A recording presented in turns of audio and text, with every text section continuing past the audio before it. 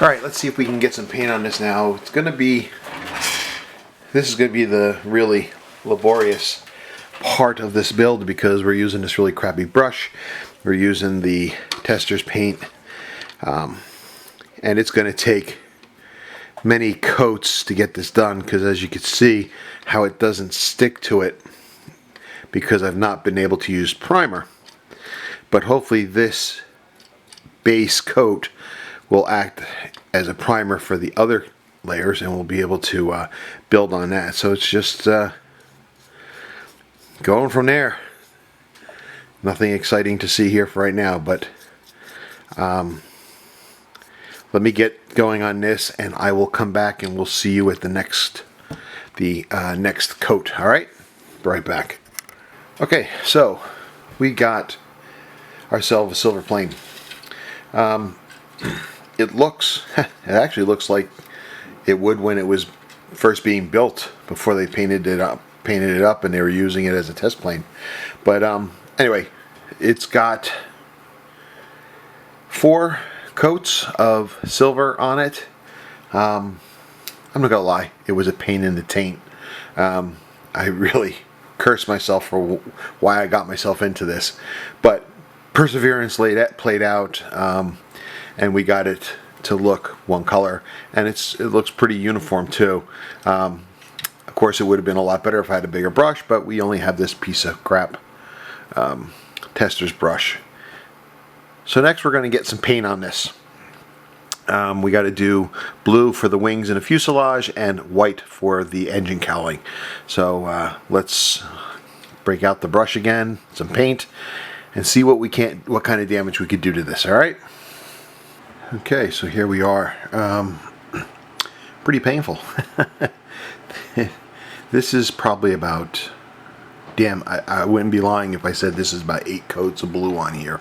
I actually had to go out and buy a new paint set because I ran out of blue and I used almost all my silver too, so I had to go get some more. The white, on the other hand, is only about 4 coats and it just looks horrendous. I decided to stop on that right now because they're going to, no matter what, it just keeps getting, it's still blotchy, but most of this is going to be covered in decal, so I just decided I'm going to let it ride. But yeah, it's looks good. Oops. Looks good and all, but I'll tell you what, if I scratch this a little bit, it'll all come off in a heartbeat. So, but let me show you how we got here. Let's go to the computer. Okay, so when we first started painting the silver on there, and you saw the silver earlier, but when we first started painting it, it looked like this, and it's pretty ugly. You can see the surface tension, it just pulls away from areas, and it's just horrible. You can see the bottom side again, you can see the surface tension on the wings. It's ugly. Close up of it, and this is just actually this is the second coat right here. Pretty good, isn't it? Lovely. And then as we started getting our blue on there, it started looking better. This is about 5 coats, 6 coats at this point.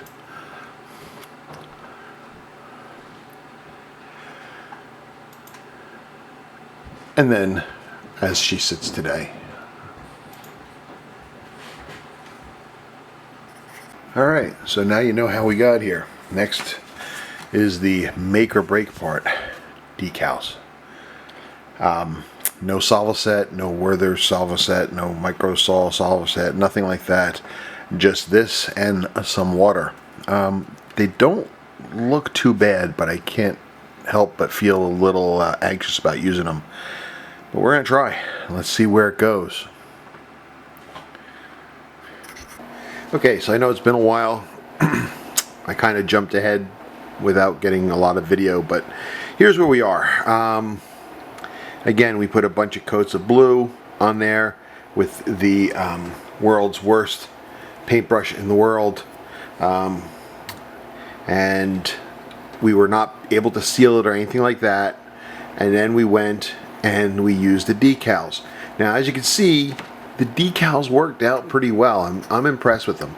Yes, they're not the best decals. You can see here how they're off-centered. You know, they're not the greatest decals, but it is what it is. And I screwed the pooch on it too. If we look over here, okay, at the side there, see if I can get us in.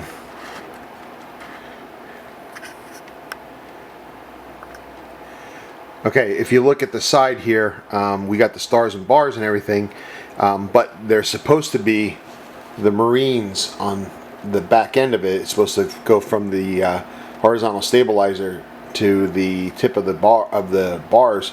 It's supposed to fit in their Marines.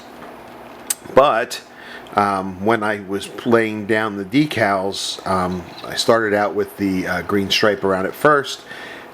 Because there is no gloss coat on this, it cinched down and gave me a hard time. So I had to do the best I could, and that kind of obsessed me a little bit because I really like the look with the Marines on it. I mean, I'm not a Marine, but I just think they have. It's just really cool.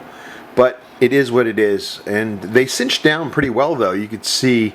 If you look close, if not, you can see the pictures that I'll have later, that you could still see all the panel lines and everything like that. So that's cool.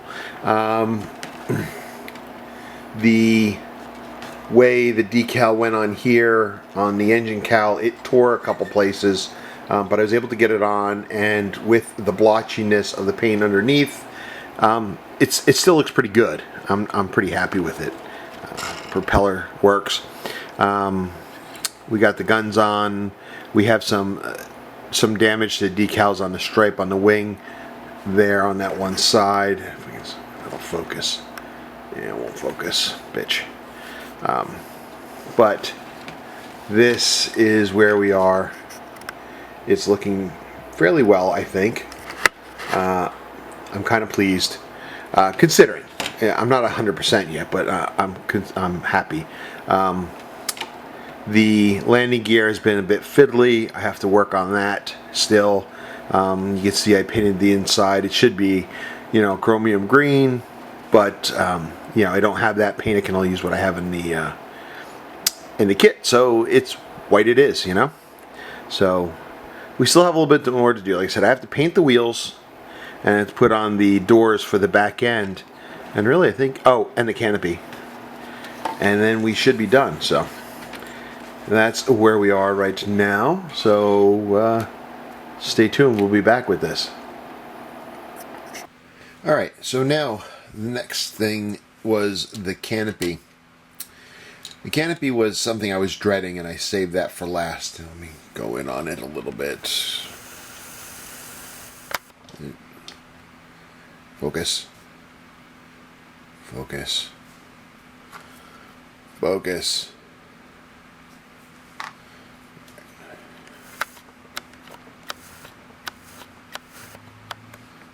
There you go. Alright, so the canopy, of course, was the thing I was dreading the most. Especially, all because of, dare I say it, or do you already know where I'm going with this? The crappy tester paintbrushes, that's why. These things suck. What I ended up doing is I took this and I trimmed it down a little bit with some scissors. I think, I keep complaining about these, but I think what it is I'm no brush expert, but I think one of the things that is so bad about these brushes is the bristles themselves, the material that these bristles are made out of. They're not like your regular brushes for some reason, or not even your high-end brushes, but your regular brushes. They're more of a plastic coated type material. It doesn't really hold, and they're thick too. The bristles seem to be a lot thicker than your normal brushes, so it just doesn't hold paint well and all that. But anyway, I digress. I trimmed it up a little bit with some scissors, and then using the paint, I went and I painted the canopy framing. Of course, I got paint everywhere, but not as much as I would have if I didn't trim down this brush. You know, I applied, I think this took about 3 coats in order to cover everything. Then I let it dry, and then using a cocktail stick or a toothpick, whatever you call them in your part of the world, I can't find where it is now, but the sharp end, I was able to go and just scratch it away. That's the nice thing about acrylic paints, is they come off like that real easy. So using the pointy end, I was able to go along, and I scraped it all off and just left the paint on the frameworks, and it looked pretty good. Then attaching the canopy to the aircraft. I didn't want to have a problem with the orange glue and being sticky and everywhere.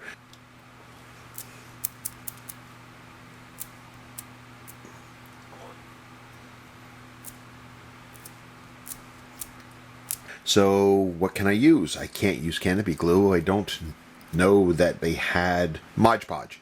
I don't know that they had Mod Podge back in the day when I was a kid or not. I really don't. So I didn't want to use that. But what I did have when I was a kid is Elmer's glue. So I use this. Put a little bit of Elmer's glue on this little palette here. Then using the cocktail stick, I put the glue around the framework, the canopy itself. I put it around the cockpit itself, and then I put the canopy in place, and we're just waiting for it to dry. So that's pretty cool. So that's where we are with that. Next is still to finish the landing gear.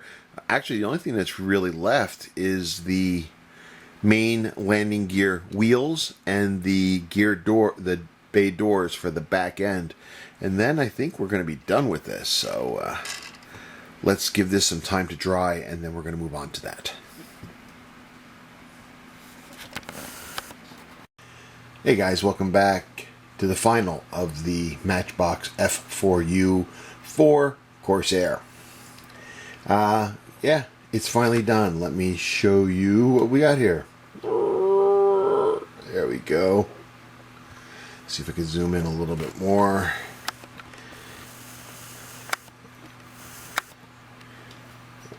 That's not too much. Okay. Good enough. Good enough. Okay, so here we are. This is our Corsair.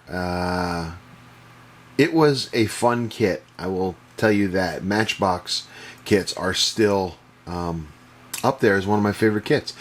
I'm not going to try to fool you in thinking that it is a highly detailed kit. It's not. It's the way kits were meant to be originally, you know, before they got a little bit over-engineered and built only by old men living in their basements and stuff like that.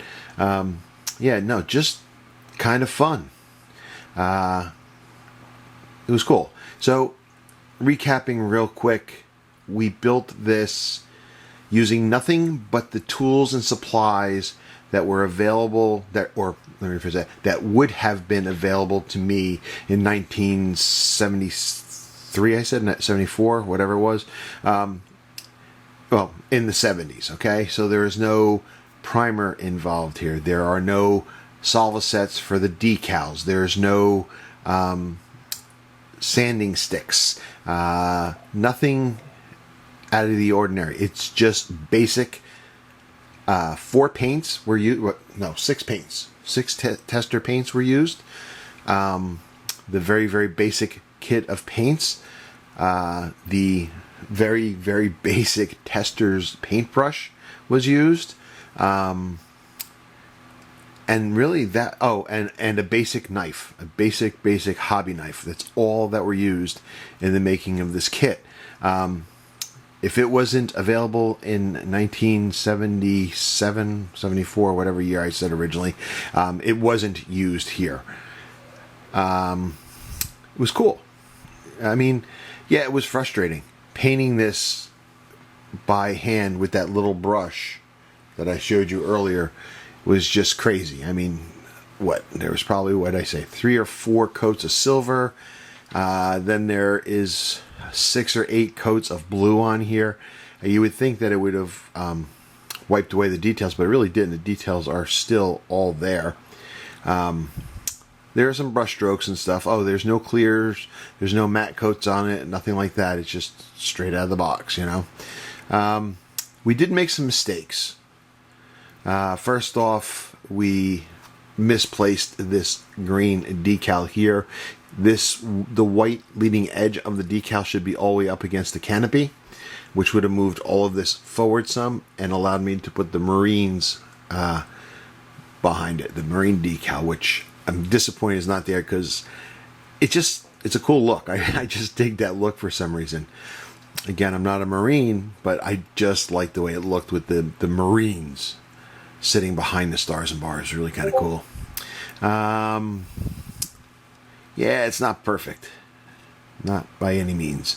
Oh, on the bottom, when it came to the tail wing area, the brackets for the doors I misplaced.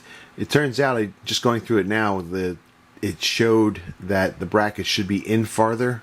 Basically, this one should be in, this one should be in also, and there's supposed to be gouges, notches cut in it for them, but there wasn't. So I just put it where I thought it was, and turns out they're too far apart for the landing bay doors there to sit properly. But it is what it is.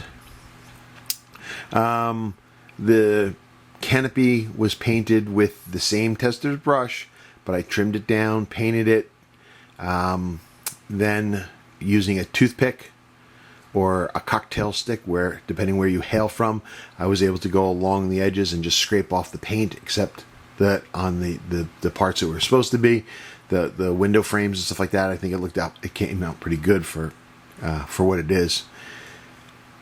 I did not want to use the